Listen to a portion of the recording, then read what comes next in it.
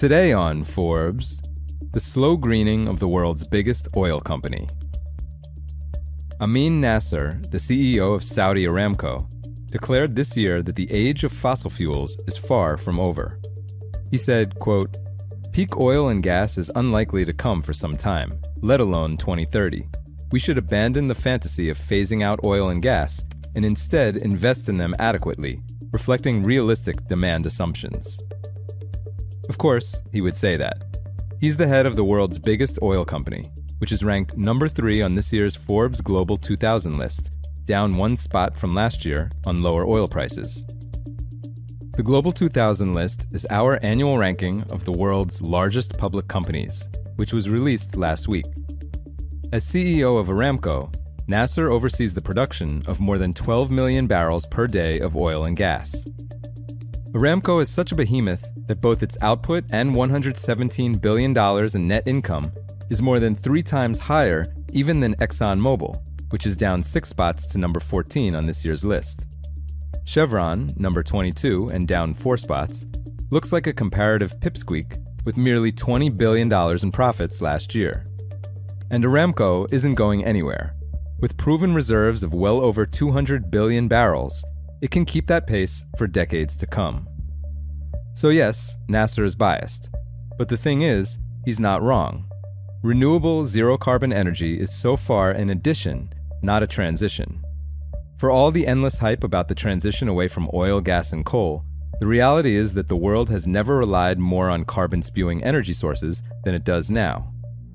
Nasser said, quote, "In the real world, the current transition strategy is visibly failing on most fronts. So far, renewables can't scale fast enough, their upfront costs are too high, and they are not as convenient.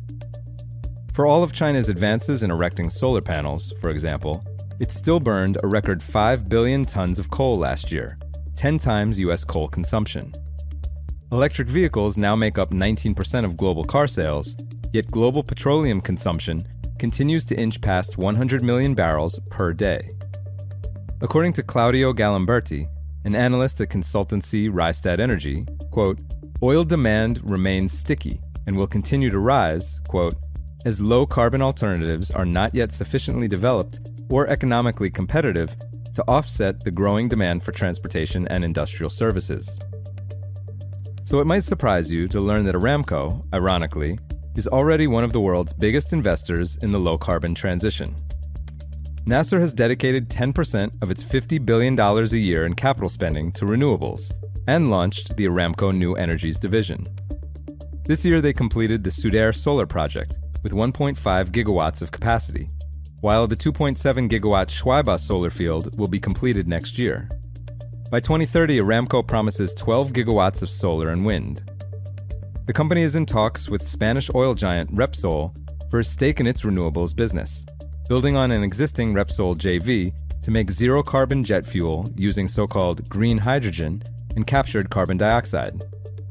At Aramco's Jubail refining complex, they are building a system to grab 9 million tons a year of CO2. That will complement an existing process that captures carbon emissions from an ethylene glycol plant and turns it into low-carbon methanol. Yet if Aramco is going to deliver on Nasser's promise to capture and sequester 44 million tons per year of CO2 by 2035, it will need some new tricks.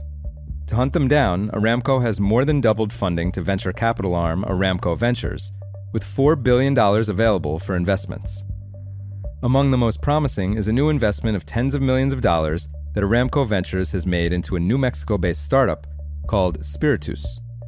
Born out of Los Alamos National Lab, Spiritus co-founders Charles Cadu and Matt Lee have developed a novel technology that they claim absorbs CO2 from the air. And unlike competing CO2 capture technologies, which rely on giant fans and compressors to suck in air, Spiritus's devices work passively, as quiet as a tree. For full coverage, check out Christopher Hellman's piece on Forbes.com. This is Kieran Meadows from Forbes. Thanks for tuning in.